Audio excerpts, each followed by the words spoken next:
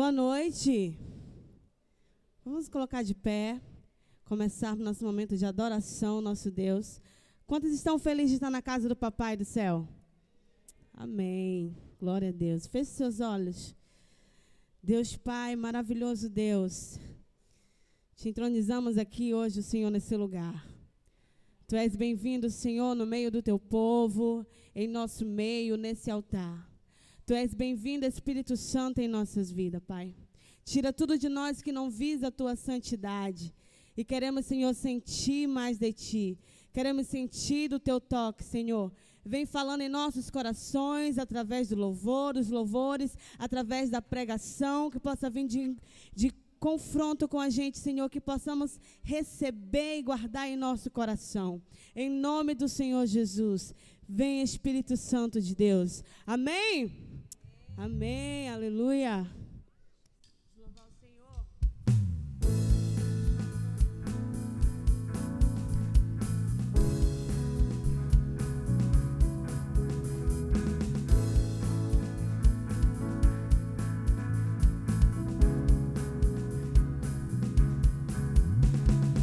Nada nos separará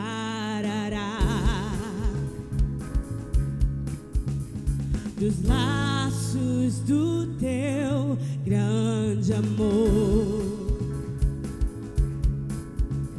De longe ouvimos o amor que chama, paixão profunda, bondade e graça se derramando. Tão profunda, tão imensa, e cobre-nos, curioso, poderoso, e abraça-nos. Só Ele pode devolver a vida aos corações. O Pai que seu Filho nos deu, o Filho que por todos morreu e nos derrama amor e graça e nos convida à sua mesa, nos alcançando. É tão profundo, é tão imenso, e cobre-nos, é furioso, poderoso, e abraça-nos. Só Ele pode devolver a vida aos corações. É tão profundo, é tão imenso, e cobre-nos, é furioso, poderoso, e abraça-nos. Só Ele pode devolver a vida aos corações, a vida aos corações. Só o Senhor e mais ninguém, só o Senhor e mais ninguém.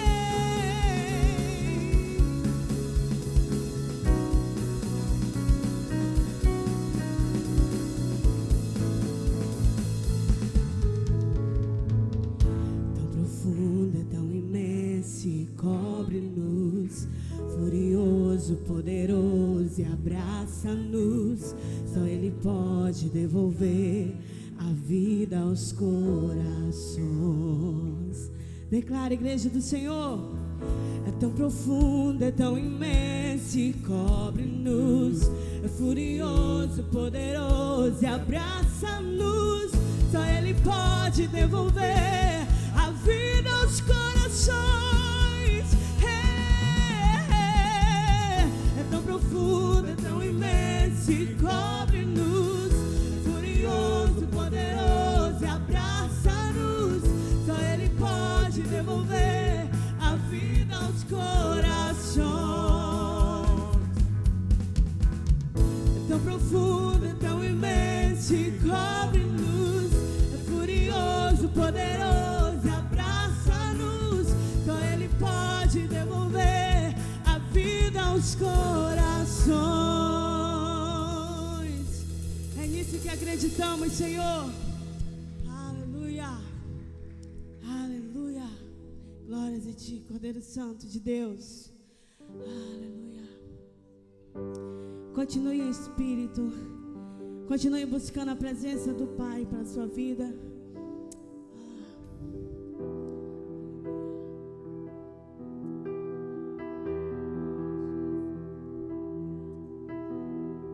Tu és bem-vindo aqui, Espírito Santo de Deus.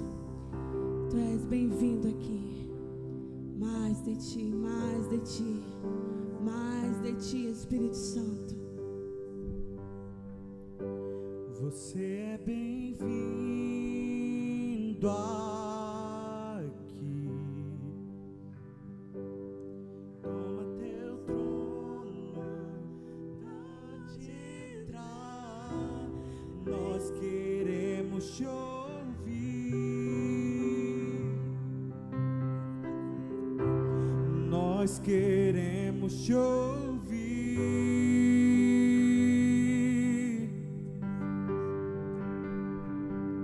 Sopra teu vento aqui, toma teu trono, vem reinar. Nós queremos te ouvir, nós queremos te ouvir.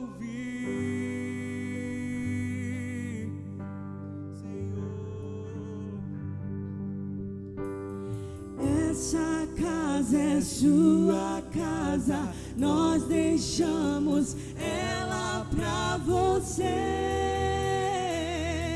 Jesus. Essa casa é sua casa, nós deixamos ela pra você, Jesus.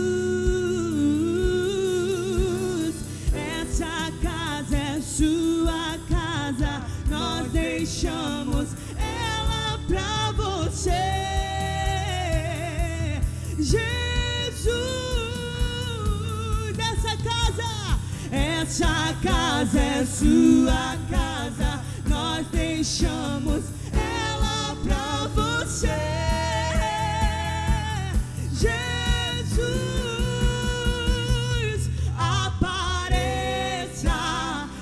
Teu nome cresça, enche esse lugar, enche esse lugar. Apareça, que o teu nome cresça, vem me incendiar, vem me incendiar. Essa casa é sua casa, nós deixamos ela pra você, Jesus. Essa casa é sua casa, nós deixamos ela pra você, Jesus. Essa casa é sua casa, nós deixamos ela pra você, Jesus.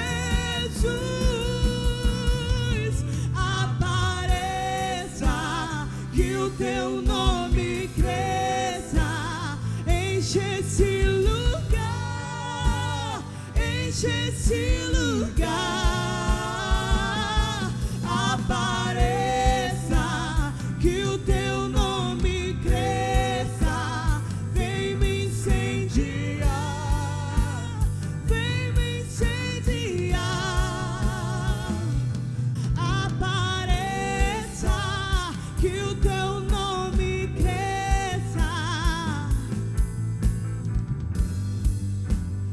enche esse lugar.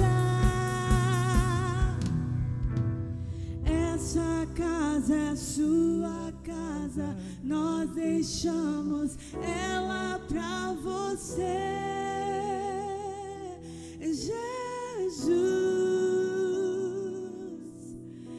Essa casa é sua casa, nós deixamos ela pra você, Jesus. Tome o teu lugar. Tome o teu lugar. Aleluia. Sim, Senhor.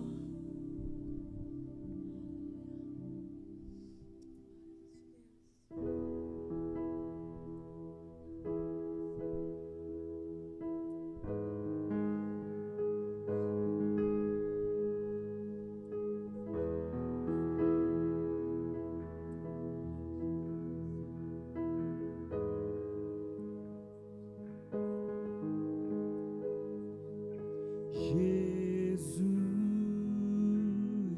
eu quero ser igual a ti. Quero amar a quem tu amas. Quero estar onde tu estás. Um coração igual ao teu. Um coração igual ao teu. Eis-me aqui, disponível eu estou.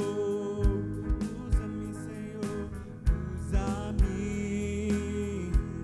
Eu quero ser as tuas mãos. Santo Deus, ajuda-me. Santo Deus, ajuda-me a ser santo como tu, puro como tu és, simples como Jesus, apenas como Jesus. Humilde como tu, manso como tu és, simples como Jesus, apenas como Jesus.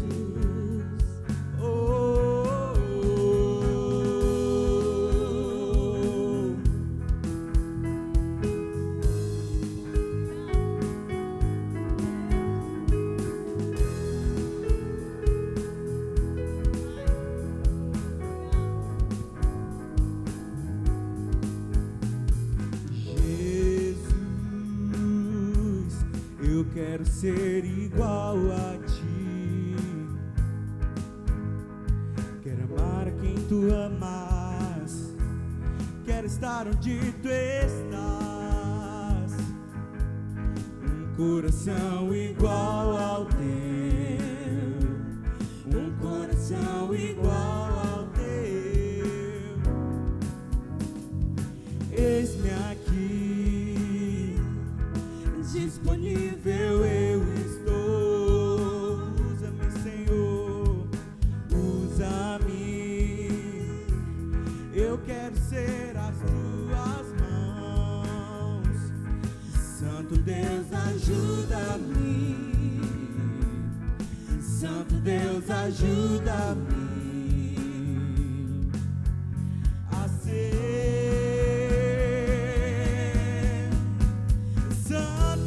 como tu, puro como tu és, simples como Jesus, apenas como Jesus. Humilde como tu, manso como tu és, simples como Jesus.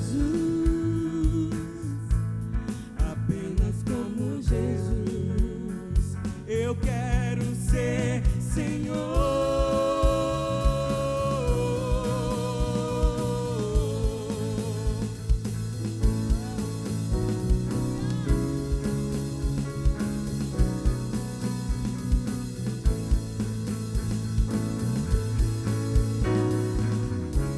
Tira o meu prazer pelo pecado.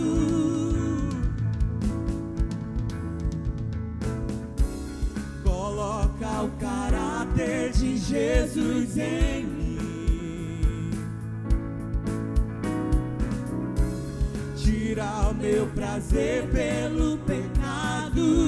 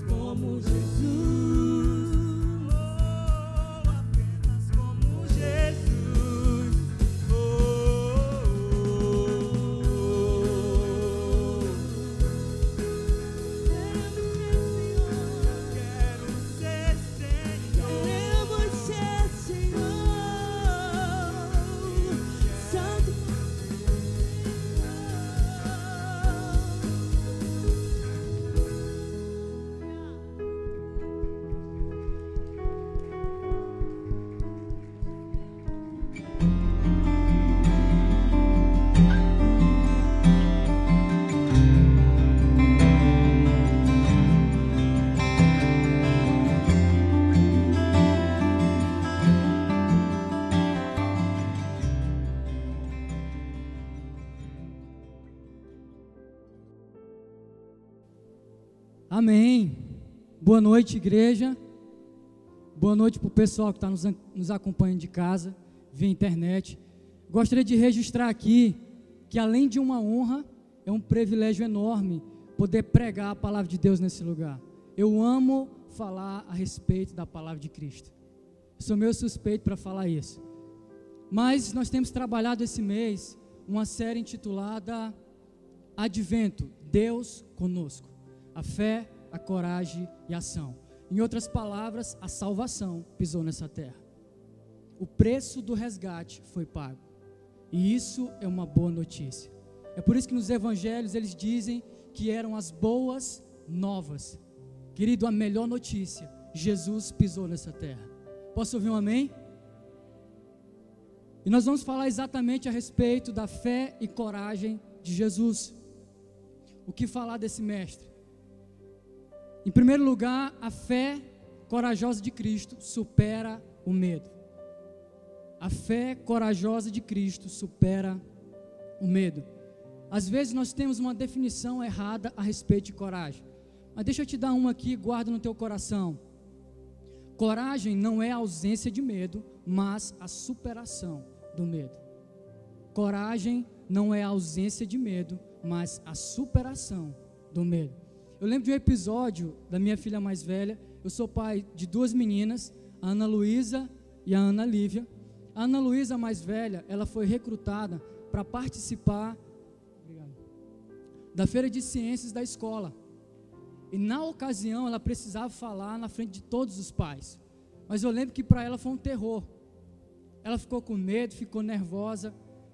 E olhando para mim, ela disparou uma pergunta assim: pai, o senhor também sente medo? Eu olhei para ela e disse: filha, o papai também sente medo. E aquele rostinho de pavor começou a dar lugar a um rosto de alívio. Como quem diz: poxa, ainda bem que não sou só eu. Ainda bem que não sou só eu que passo por isso. E o resultado da história, ela foi, conseguiu concluir, falou. E às vezes, guardadas as proporções, quando nós olhamos para Cristo e pensamos: será que Jesus enfrentou situações tão difíceis a ponto de a sua alma ficar profundamente triste? Olha o que diz em Mateus capítulo 26, dos versos 36 ao 38. Mateus capítulo 26, dos versos 36 ao 38. Então Jesus foi com eles a um lugar chamado Getsêmani e disse: sentem-se aqui enquanto eu vou ali orar. Levou consigo Pedro e os dois filhos de Zebedeu e começou a ficar triste e angustiado. Verso 38, minha alma está profundamente triste, a ponto de morrer. Disse ele: fiquem aqui e vigiem comigo. Note, perceba o quanto nós nos identificamos com Cristo.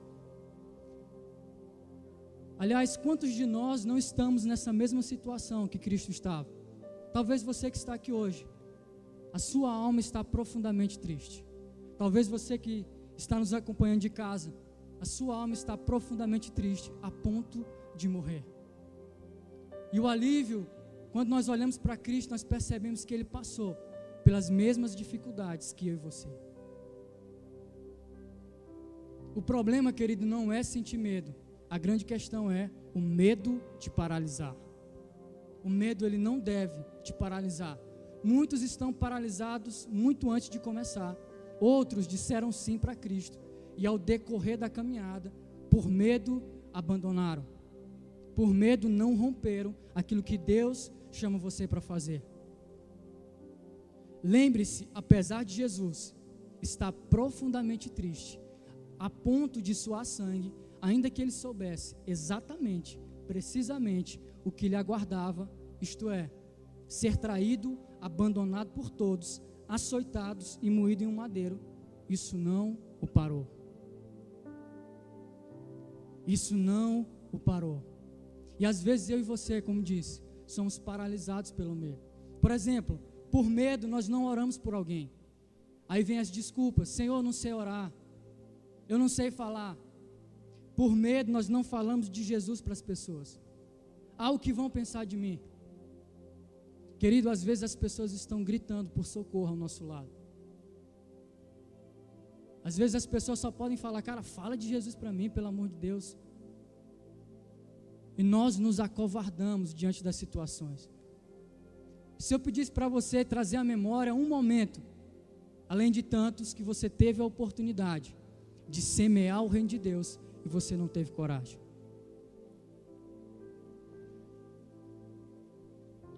Por medo, nós não aceitamos a Cristo. E se eu falhar?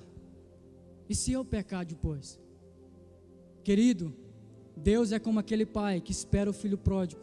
Há sempre espaço na casa do pai para aqueles que se arrependem.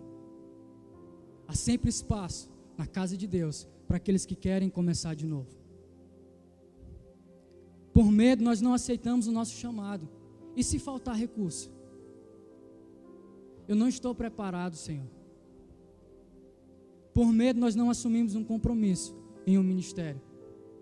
Eu não tenho um dom. Eu acho que na hora que Deus foi dividir, Ele esqueceu de mim. Querido, não deixe o medo te parar. Vou te dar um exemplo só para você entender. É banal, é simples, mas é didático. Por exemplo, quantos aqui tiveram medo quando foram dirigir ou pilotar a moto? Aí você ficava aquele pavor, rapaz, tem que passar a marcha, tem que voltar, tem que olhar nos retrovisores, tem que olhar para frente. E você fica naquela neura. Alguns até dizem, não, só vou aprender quando eu tiver o meu próprio transporte. Porque se arranhar, se quebrar, é meu mesmo, então tá ótimo. Mas a minha pergunta para você é, você esperou perder o medo para então começar a dirigir? Obviamente que não. Mesmo com a perna tremendo, você foi lá, sentou no banco do motorista e disse, eu vou aprender. Você ficava agoniado, agora tem que passar, agora tem que voltar. Mas a partir do momento que você disse sim, aos poucos aquele medo que era enorme começou a ser superado. A ponto de você dirigir o dia inteiro e nem lembrar que tem marcha para passar. Querido, com o reino de Deus não é diferente. Às vezes nós queremos perder o medo para então orar por alguém. Nós queremos perder o medo para então falar de Jesus para alguém. Mesmo com medo, você deve ir lá e fazer. Aliás, eu estou aqui hoje, enfrentando as minhas limitações, enfrentando os meus temores. Mas eu decidi, Senhor, eu não vou deixar passar para outra geração aquilo que o Senhor confiou a eu fazer. Amém? Como John Wimber dizia, fé é arriscar-se. Segundo lugar, a fé corajosa de Jesus nos ensina a amar a todos. E aqui vale ressaltar algo importante.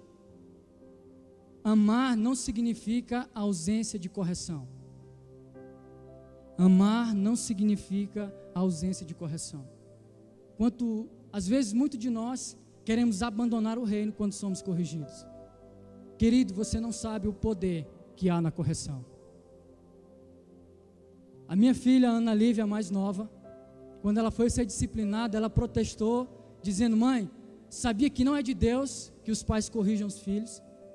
Menina de 3 anos na época, hoje ela tem 4, mas na época ela tinha 3. Ela disse, sabia, mãe, que não é de Deus corrigir os filhos? A minha esposa, então, pegou a Bíblia e mostrou para ela, disse, filha, o que é isso aqui? A minha filha olhou para ela e disse, mãe, é a palavra de Deus. A minha esposa disse bem, vamos ver o que a palavra de Deus nos ensina a respeito disso. E ela abriu no texto de Hebreus, capítulo 12, verso 6. Hebreus, capítulo 12, verso 6.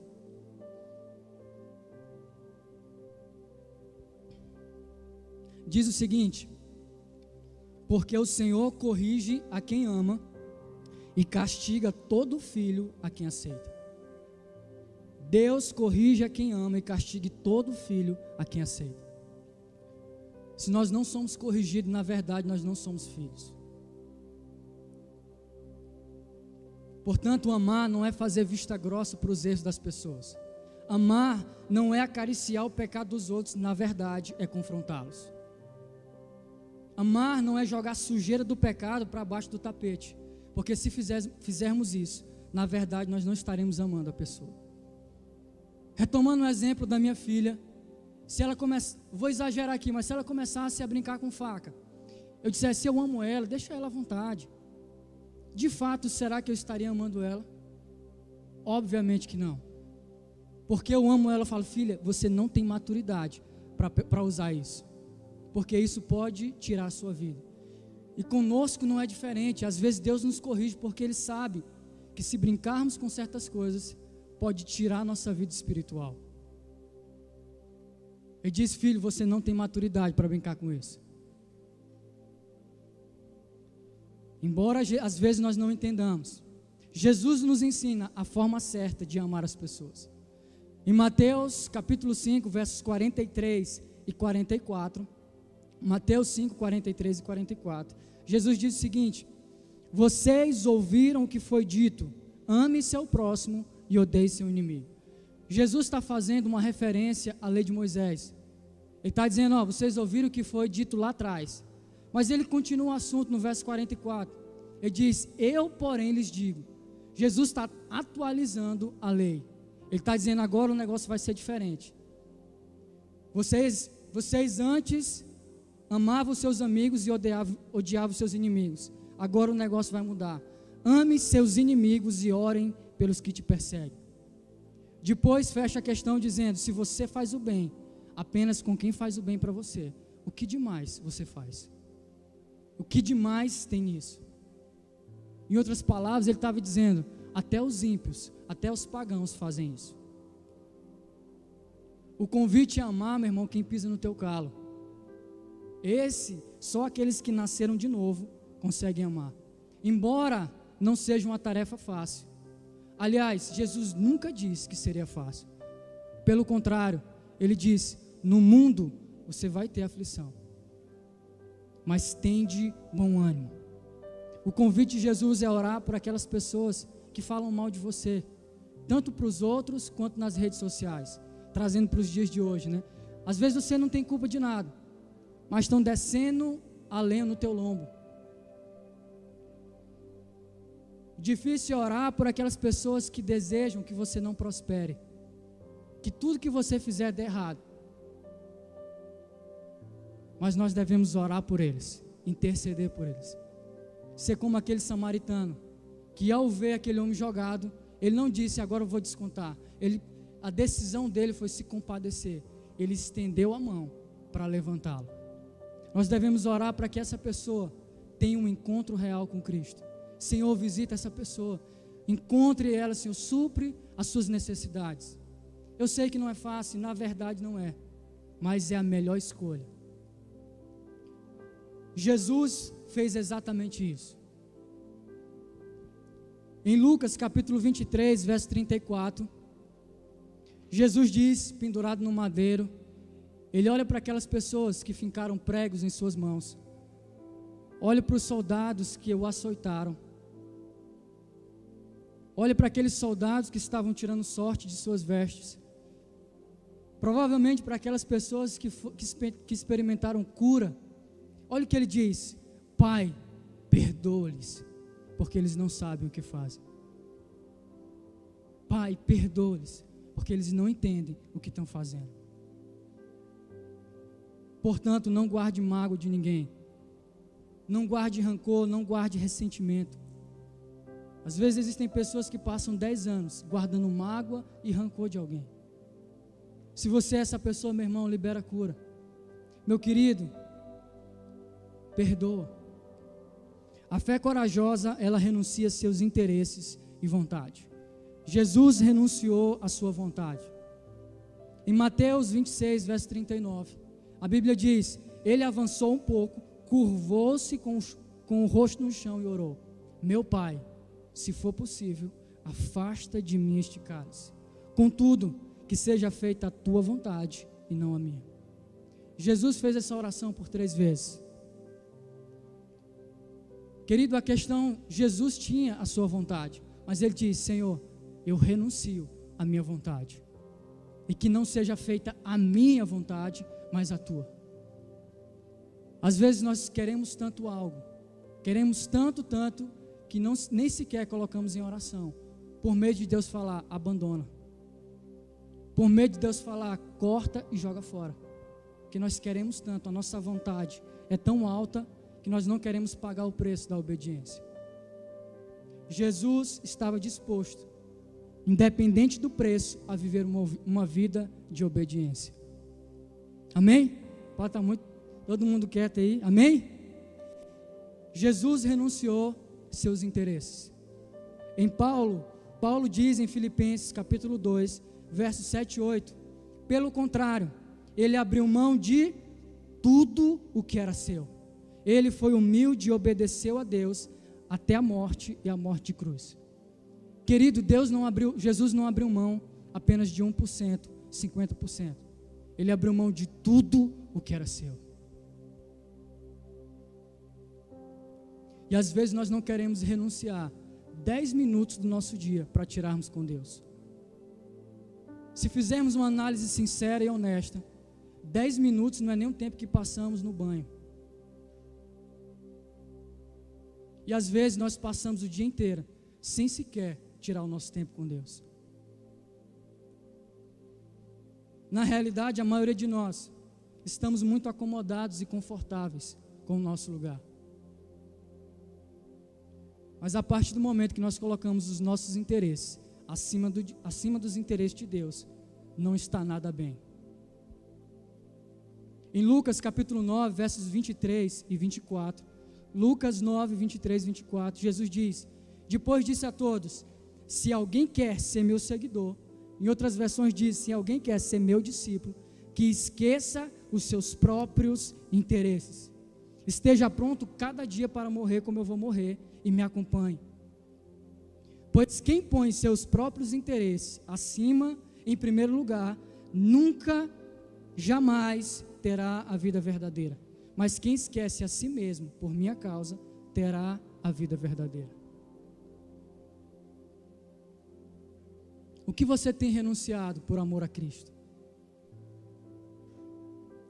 O que Jesus tem pedido para você renunciar e você não tem tido coragem de renunciar? Muito cuidado, gente, com as distrações, porque algo bom colocado no lugar errado pode comprometer a nossa salvação. Por exemplo, lazer é bom ou ruim? Depende. Se ele não estiver ocupando o lugar de Deus na tua vida, é algo bom. Se ocupar o lugar de Deus, é algo ruim. Trabalho é bom ou ruim? Depende. Se ele estiver no lugar de Deus, é nocivo, é prejudicial. Agora, se ele estiver no lugar certo, ele é bênção.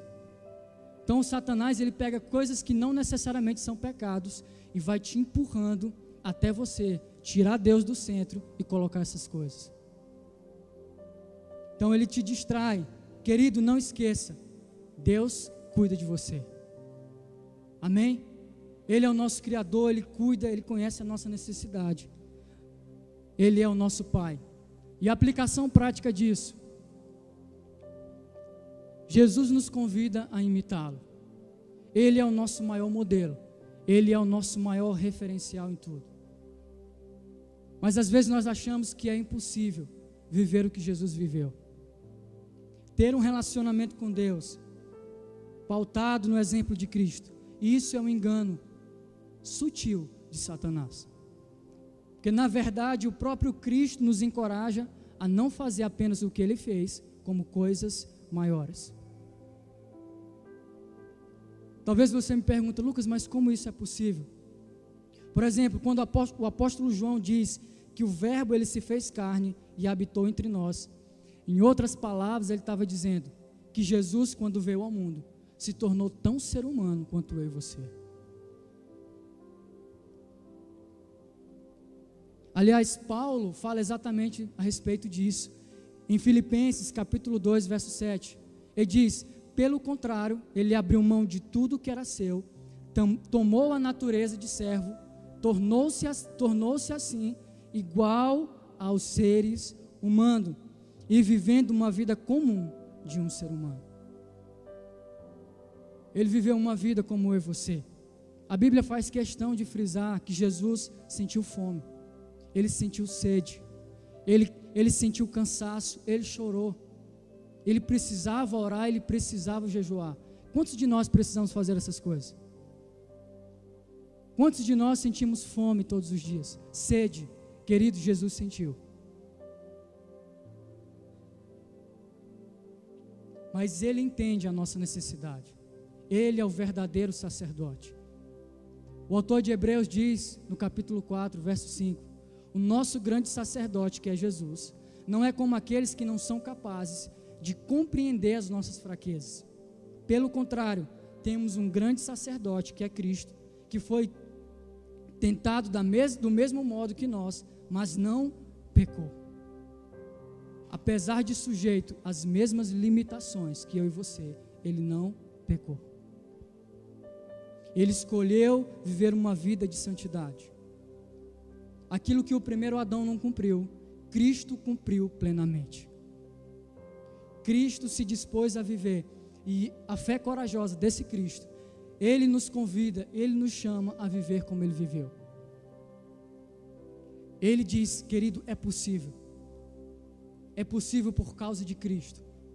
É possível porque Ele morreu na cruz por mim e por você.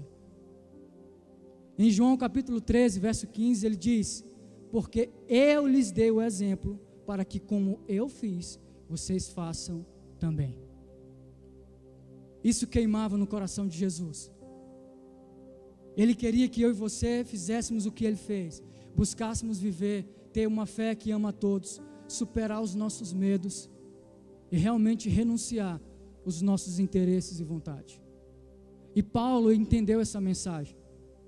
Paulo, escrevendo aos Coríntios, ele diz, sede meus imitadores, como também sou de Cristo. Paulo entendeu a mensagem, ele disse, se eu vou decidir viver, eu vou viver como Cristo viveu. Todos os dias eu vou me colocar na cruz, eu vou entender que eu não sou nada sem Ele.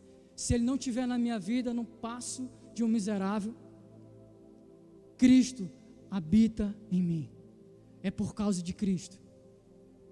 Todo o sofrimento do tempo presente não há de se comparar com a glória que ainda há de ser revelada em Cristo Jesus. Amém?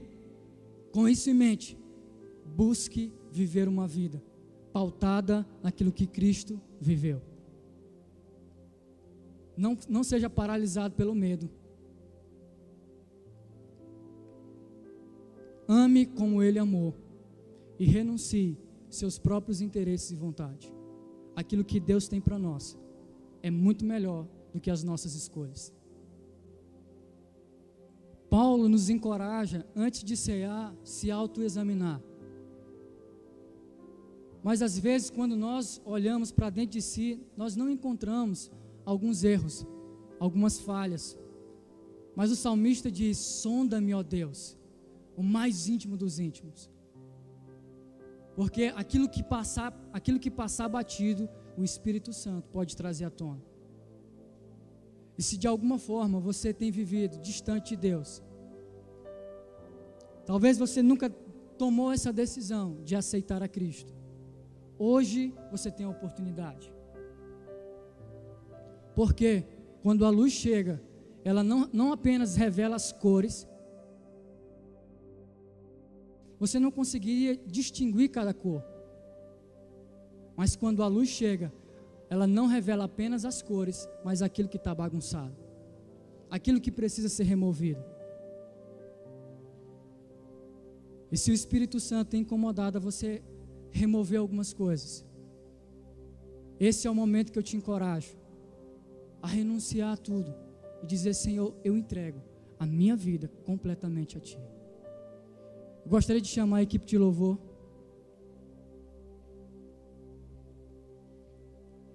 Enquanto eles sobem aqui, fecha teus olhos. Eu gostaria de orar contigo. Você pode repetir essa oração comigo? Senhor Jesus, vem nesse momento, habita no meu coração. Eu me arrependo se de alguma forma eu tenho assumido o controle da minha vida. No entanto, hoje eu entrego completamente a minha vida, as minhas escolhas, a minha vontade, os meus interesses na Tua cruz. Eu quero que o Senhor seja não apenas o meu Salvador, mas principalmente o meu Senhor. Em nome de Jesus. Amém.